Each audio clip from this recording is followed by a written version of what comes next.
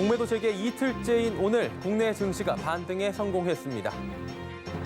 서울 전세 보증금이 5천만 원까지 보장받을 수 있게 됐습니다. 암호화폐 시가총액 2위 이더리움이 잇따른 호재에 일주일 내에 5천 달러를 돌파할 수 있다는 관측이 나옵니다. 서울 쪽 빌라 거래량이 4개월 연속 아파트 거래량을 넘어선 것으로 나타납니다. 센 경제 라이브 시작합니다.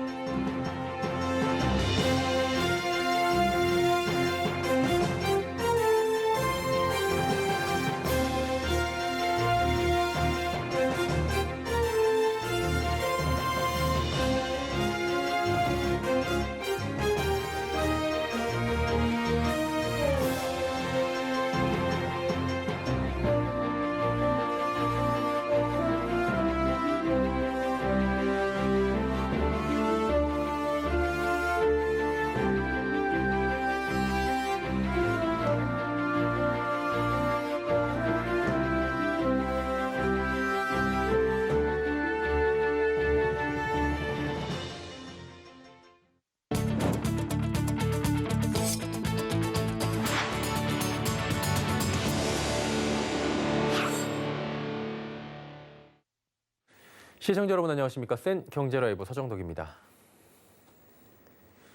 공매도 재개 이틀째인 오늘 국내 증시가 전일 하락분을 딛고 상승 반전에 성공했습니다.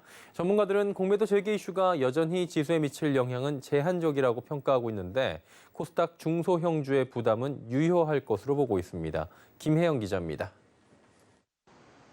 공매도 재개 이틀 만에 증시가 안정을 되찾았습니다.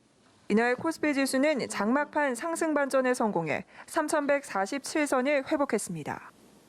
기관이 1,675억 원어치를 사들이며 지수 상승을 견인해 코스피 지수는 0.64% 올랐습니다. 전일 코스피 공매도 대금 1위 종목의 이름을 올린 셀트리온은 4.2% 올라 26만 원을 회복했습니다. 전일 2.2%대 급락을 보였던 코스닥 역시 막판 뒷심을 발휘했습니다.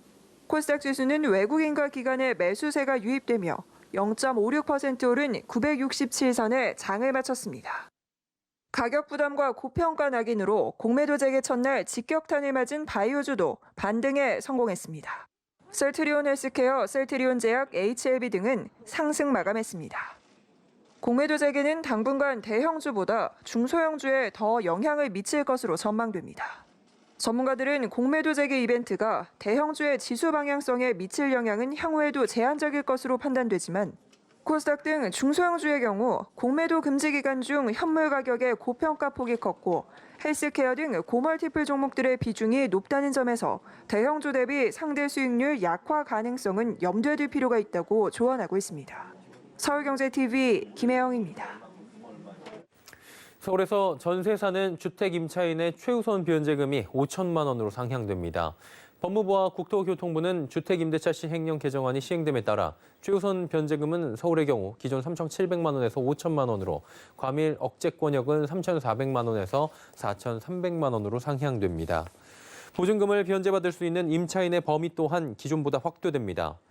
국토부는 이번 개정안은 존속 중인 임대차 계약에도 적용된다며 최근 주택 임대차 보증금이 전반적으로 오른 가운데 임차인들의 보증금 보호가 강화될 것으로 기대한다고 밝혔습니다.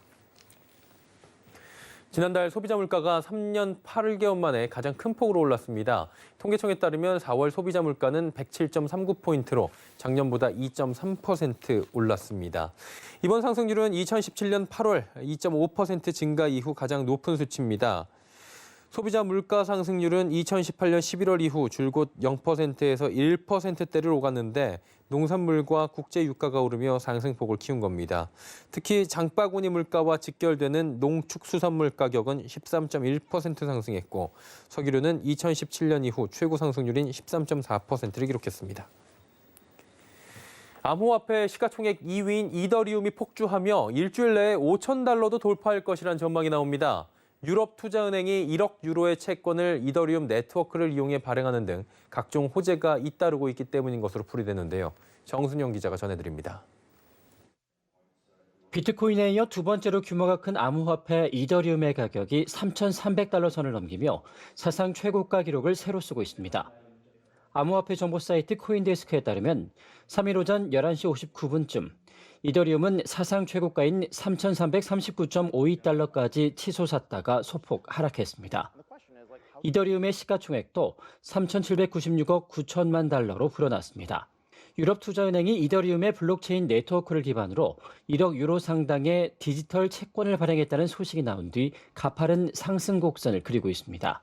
지난달 25일 2,188.64달러까지 내려갔다가 불과 8일 만에 1,000달러 이상 오른 것입니다. CNN은 이더리움의 가격이 올해 들어 325% 상승해 4배 이상으로 뛰었다며 최근 떠오르고 있는 NFT의 거래 통화로 널리 쓰이고 있기 때문이라고 상승 이유를 분석했습니다. 미국의 경제 전문 매체인 CBS 마켓워치는 이더리움이 향후 일주일 이내에 5,000달러를 돌파할 것이라는 전망이 속출하고 있다고 보도했습니다. 암호화폐 업체 드비르 그룹의 창업자 니겔 그린은 비트코인 가격이 너무 올라 알트코인 수요가 폭발하고 있다며 최대 수혜주가 바로 이더리움이라고 강조했습니다. 이더리움이 급증하고 도지코인도 연초 대비 약 8,000% 오르면서 비트코인 점유율도 50% 이하로 내려앉았습니다. 서울경제TV 정순영입니다. 서울 지역 빌라 거래량이 4개월 연속 아파트의 거래량을 넘어선 것으로 나타납니다. 오늘 서울 부동산 정보광장에 따르면 지난달 서울의 다세대 연립주택 매매 건수는 총 3,217건으로 아파트 매매 건수보다 2.2배 많은 것으로 집계됩니다. 통상 아파트 거래량은 다세대와 연립주택 거래보다 월간 기준 두세 배까지도 많았는데 올 1월부터 지난달까지 4개월 연속 역전 현상이 나타나고 있는 겁니다. 업계에선 집값 급등에 따라 전셋값도 크게 뛰자 내 집 마련 수요가 빌라 시장으로 눈을 돌리고 있는 것이란 분석이 나옵니다. 노형욱 국토교통부 장관 후보자가 경부고속도로 동탄에서 강남 구간을 입체적으로 확장하는 방안을 검토하고 있다고 말했습니다. 오늘 노 후보자는 국회 국토교통위원회 인사청문회에서 경부고속도로 상습 정체 문제에 대한 해결책으로 동탄에서 강남 구간을 지하화하는 방안을 내놨습니다. 국토교통부는 올 상반기 안으로 제2차 고속도로 건설 계획을 수립할 방침입니다. 노 후보자는 이른바 김부선이라고 불리는 광역급행철도 D 노선에 대해서도 기회가 주어진다면 합리적 방법을 찾겠다는 입장을 밝혔습니다. 서울 성북동 일대에 1, 2년 새 수십에서 수백 채에 달하는 신축 빌라가 들어섰다고 합니다. 이들 지역은 공공재개발과 도심 공공주택 복합사업 등을 추진하는 곳들이죠. 이렇게 갑자기 늘어난 신축 빌라 때문에 공공개발까지 위기에 처했다고 합니다. 이곳 주민들은 신축 빌라 업자들이 성북동 일대 부동산 시장을 교란했다며 금융감독원과 국토교통부 등에 신고하는 등 투기와의 전쟁에 나설 계획이라고 밝혔습니다. 지혜진 기자의 단독 보도입니다. 최근 도심 공공주택 복합사업 추천지에 이름을 올리게 된 성북 5구역. 그러나 주민들은 여전히 불안합니다. 이사대책의 건축허가 기준 때문입니다. 이사대책은 입주권을 노린 투기자본 유입을 막기 위해 2월 4일 이후 매수자는 모두 현금 청산 대상이라고 발표했습니다. 그러나 건축물의 경우 건축 허가일이 기준이 됩니다.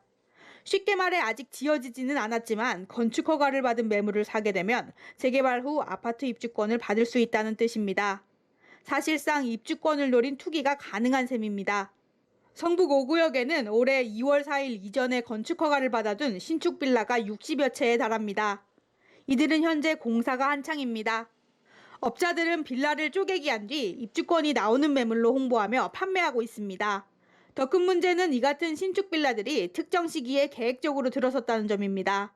서울경제TV가 신축 빌라의 등기부 등본을 떼어보니 비슷한 패턴이 있었습니다. 부동산 시행사와 공인중개사 등이 팀을 이뤄 LTV 80%까지 가능한 상호금융의 비주택 담보대출을 활용했습니다. 추가로 건축비 등의 자금까지 조달받았습니다. 결과적으로 빌라 매매 가격보다 더 많은 대출을 받을 수 있었던 겁니다. 성북동 일대로 확대해보니 공공재개발 후보지로 선정된 성북 1구역에서도 같은 방식이 동원된 것으로 확인됐습니다. 성북동의 한 주민은 성북 5구역에 들어온 업자들은 성북 1구역과 같은 사람들이라며 이미 성북 1구역에서 신축 빌라 400여 채를 분양한 뒤 성북 5구역에 들어왔다고 설명했습니다.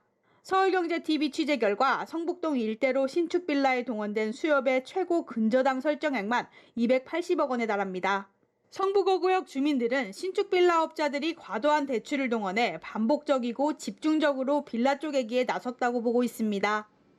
이들은 부동산 시장 교란 등의 이유로 업자들을 금감원, 국토부 등에 신고할 예정입니다.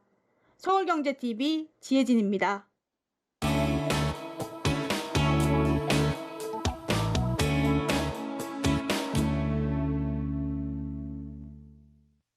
예, 앞선 리포트에서 보셨습니다. 서울 성북동 일부 지역 신축 빌라 투기로 몸살을 앓고 있는 모습이죠. 이곳 주민들은 투기 세력을 금융감독원 등에 고발하면서 강력한 대응을 예고했습니다.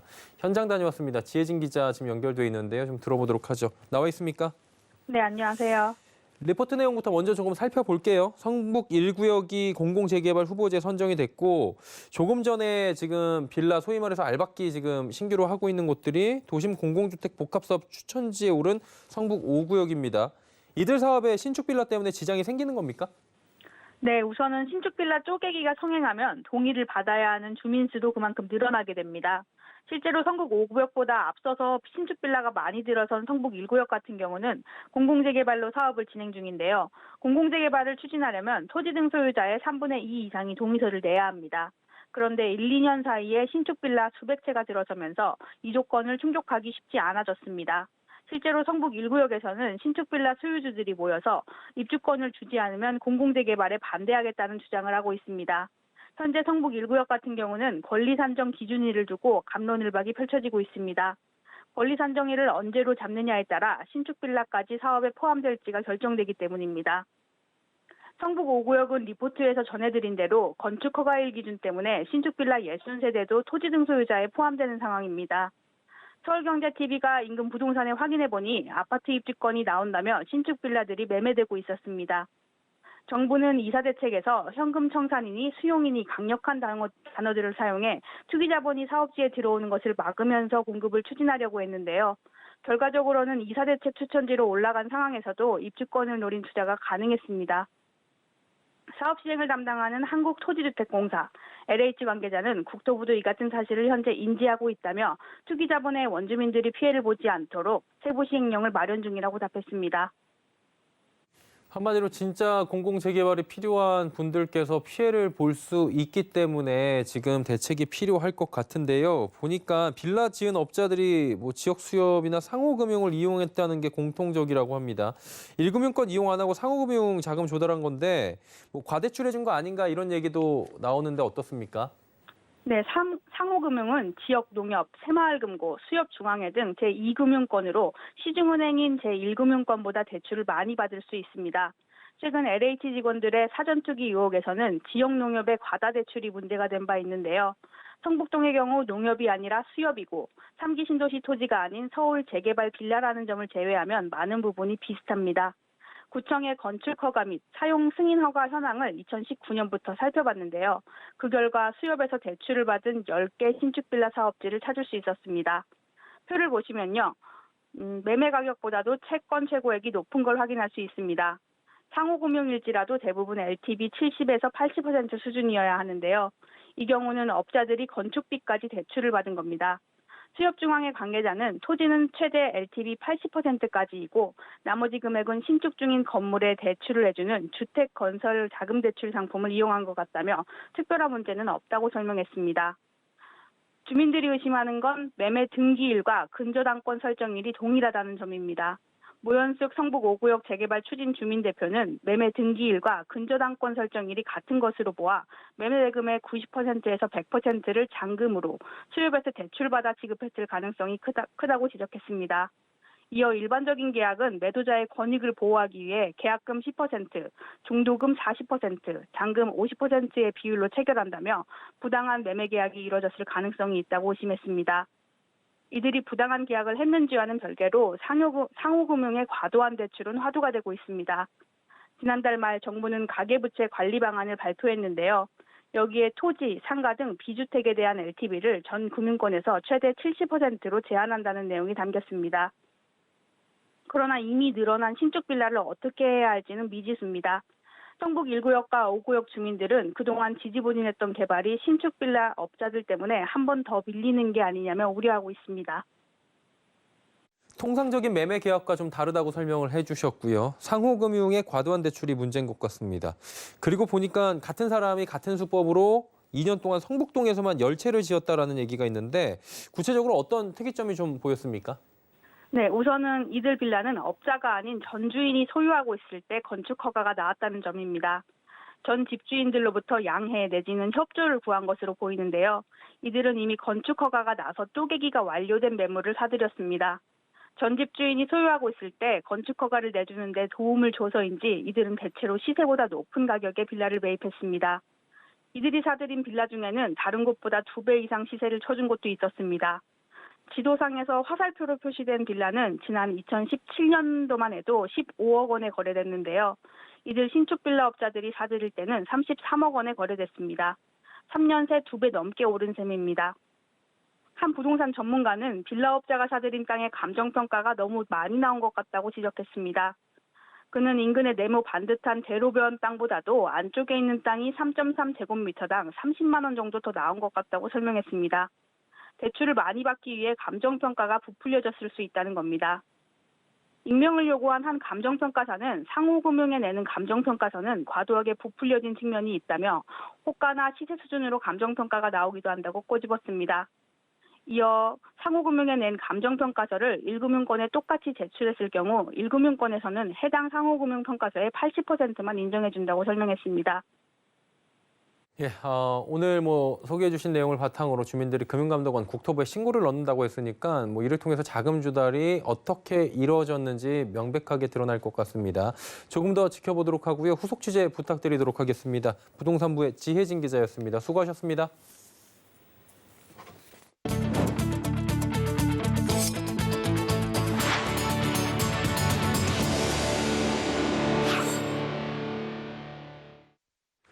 SK텔레콤이 지난달 인적 분할을 공식화한 데 이어 보유하고 있던 자사주 대부분을 소각하기로 결정했습니다.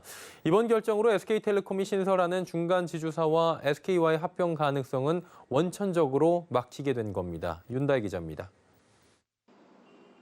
SK텔레콤은 오늘 이사회를 개최하고 약 2조 6천억 원 규모의 자사주 869만 주를 전격 소각하기로 결정했습니다. 소각 예정일은 내일 모레입니다. 소각하는 자사주는 발행주식 총수의 10.8%로 국내 4대 그룹 자사주 소각 사례 중 발행주식 총수 대비 물량으로는 최대의 규모입니다. 금액으로는 삼성전자 자사주 소각에 이어 두 번째로 큽니다. 기업이 보유한 자사주를 소각하게 되면 유통 주식 수가 줄어 주주들의 주식 가치를 높이는 효과가 있습니다. 소각 물량이 발행주식 총수의 10.8%에 달하는 만큼 주가 상승 효과도 클 것으로 예상됩니다. 또 지난달 중간지주사 전환 계획을 알리며 SK 지주사와의 합병안에 선을 그었지만 합병 가능성에 대한 의구심은 남아 있었습니다. 이번에 자사주 전략을 소각하기로 하면서 기존의 합병설은 힘을 잃게 됐습니다. SK텔레콤의 발행 주식 총수는 기존 8,075만 주에서 7,206만 주로 감소합니다. 자사주 소각은 지난달 인적 분할 추진 발표에 이어 기업 가치와 주주 가치를 끌어올리겠다는 SK텔레콤의 의지를 보여준 것으로 풀이됩니다. SK텔레콤은 강도 높은 주주환원 정책에 대한 시장의 긍정적 평가를 기대하고 있습니다. 오늘장 초반 주가가 32만 2천 원까지 올라 52주 신고가를 경신하는 등 자사주 소각 효과가 곧장 나타나기도 했습니다. 그러나 차익 실현 매물이 쏟아진 영향으로 30만 7,500원에 마감했습니다. SK텔레콤은 소각 후 남은 자사주 90만 주에 대해서는 향후 구성원 주주 참여 프로그램과 앞서 부여한 스톡옵션 등의 중장기적으로 활용할 계획입니다. 서울경제TV 윤다입니다. 불가리스가 코로나19 억제에 효과가 있다는 발표로 빚어진 사태에 대한 책임으로 홍원식 남양유업 회장이 물러나게 됐습니다. 경영권도 승계하지 않겠다고 밝혔습니다. 문다희 기자입니다. 불가리스 사태가 일파만파 커지자 홍원식 남양유업 회장이 대국민 사과를 했습니다. 홍 회장은 오늘 오전 서울 강남구 본사에서 대국민 사과문을 발표하며 수차례 고개를 숙였습니다. 불가리스와 관련된 논란으로 실망하시고 분노하셨을 모든 국민들과 현장에서 더욱 상처받고 어려운 날들을 보내고 계신 직원, 대리점주 및 낙농가 여러분들께 진심으로 사과드립니다. 홍 회장이 대면으로 입장을 발표한 건 이번이 처음입니다. 홍 회장은 2013년 대리점 물량 밀어내기 사태와 외조카인 황하나 마약 사건, 지난해 온라인 댓글 사건을 언급하며 회장으로서 부족했다고 말했습니다. 이번에는 직접 경영 일선에서 물러나겠다는 뜻을 밝히면서 말을 잇지 못하고 울먹이기도 했습니다. 이 모든 것에 책임을 지고자 저는 남양유업 회장직에서 물러나겠습니다. 또한 자식에게도 경영권을 물려주지 않겠습니다. 홍 회장이 스스로 퇴장하며 자식들에게도 경영권을 물려주지 않겠다고 공언한 만큼 남양유업은 전문 경영인 체제로 전환될 전망입니다. 지난달 홍 회장의 장남 홍진석 상무는 회사 돈 유용 등의 이유로 보직 해임됐고 어제 이광범 남양유업 대표는 이번 사태 책임을 지겠다며 사임 의사를 밝혔습니다. 한편 홍 회장의 사퇴 발표 직후 남양유업의 주가는 장중한 때 18% 가까이 올랐습니다. 이번 남양유업의 조치가 오너 리스크를 해소한 것이라며 증시가 긍정적으로 반응한 겁니다. 서울경제TV 문다희입니다. 기아가 K8 하이브리드를 오늘 출시했습니다. 이로써 2.5 가솔린과 3.5 가솔린, 3.5 LPI에 이어 하이브리드까지 K8의 최종 라인업이 완성된 겁니다. K8 하이브리드에서는 최고 출력 180마력, 최대 토크 27kg/포스미터의 1.6 터보 하이브리드 엔진에 6단 자동 변속기가 조합됩니다. 12V 보조 배터리 통합형 고전압 배터리 적용으로 K7 하이브리드 대비 약 11% 높은 18km/리터의 복합 연비를 구현했습니다. 하이브리드 모델 가격은 3.5% 인하 적용 기준 3,600만 원대로 시작하게 됩니다. 여기에 저공해 자동차 제2종으로 분류돼 주차장과 통행료 혜택 등을 받을 수 있습니다. 혁신금융에 잇따라 진출하고 있는 카드사들이 자영업자 신용평가 시장에서 맞붙을 전망입니다. 신한카드는 지난달 23일 개인사업자 신용평가업 예비 허가를 신청해 제도가 도입된 이후 첫 번째 심사 대상이 됐습니다. 크레딧트리를 운영하고 있는 KB국민카드와 비즈크레딧을 운영하는 BC카드도 곧 허가 신청에 나설 예정입니다. 롯데카드도 나이스 평가 정보와 업무 협약을 통해 올 상반기 서비스를 내놓을 계획인 반면 삼성카드는 대주주 적격성 문제로 아직 검토 단계인 것으로 알려집니다. 오는 6월 모건 스탠리 캐피털 인터내셔널의 시장 재분류 작업을 앞두고 대한민국 증시가 선진 시장에 편입돼야 한다는 주장이 제기됐습니다. 편입 시 꿈의 지수로 불리는 코스피 4000 시대가 열릴 것으로 전망됩니다. 한국경제연구원의 MSCI 선진시장 편입 시 효과와 시사점에 따르면 신흥시장인 한국 증시가 선진시장에 편입되게 되면 글로벌 경제의 불확실성이 커지면 발생하는 급격한 자금 유출입 현상이 완화되고 디스카운트도 해소된다 설명했습니다. 선진시장 승격 시 한국 증시에 159억에서 최대 547억 달러에 달하는 외국인 자금이 유입돼 주가가 최대 27.5% 상승해 4,035포인트를 돌파하고 주식시장의 안정성은 14.2%까지 높아질 수 있다고 분석했습니다. LG전자는 클로이 서브봇이 서울 강남구 역삼동 GS타워 1층에 있는 GS25 편의점에서 로봇 배달 서비스를 시작했다고 밝혔습니다. LG 클로이 서브봇은 GS타워 내 스스로 엘리베이터를 타고 층간을 오가며 도시락과 샌드위치, 음료 등을 배달합니다. 예를 들어 GS타워 23층에 근무하는 고객이 카카오톡 모바일 앱으로 편의점 상품을 주문하면 점포 근무자가 로봇에 상품을 싣고 고객이 있는 층을 입력합니다. 로봇은 스스로 이동하며 엘리베이터를 타고 해당 층에 도착해 고객에게 전화와 문자로 도착을 알립니다. LG전자와 GS리테일은 사람 간의 접촉을 줄일 수 있는 로봇 배송 솔루션이 비대면 서비스를 늘리며 바쁜 직장인들의 시간을 아껴주는 데 도움을 줄 것으로 기대하고 있습니다. 센 경제 라이브 저희가 준비한 소식은 여기까지입니다. 행복한 어린이날 보내시길 바랍니다. 고맙습니다.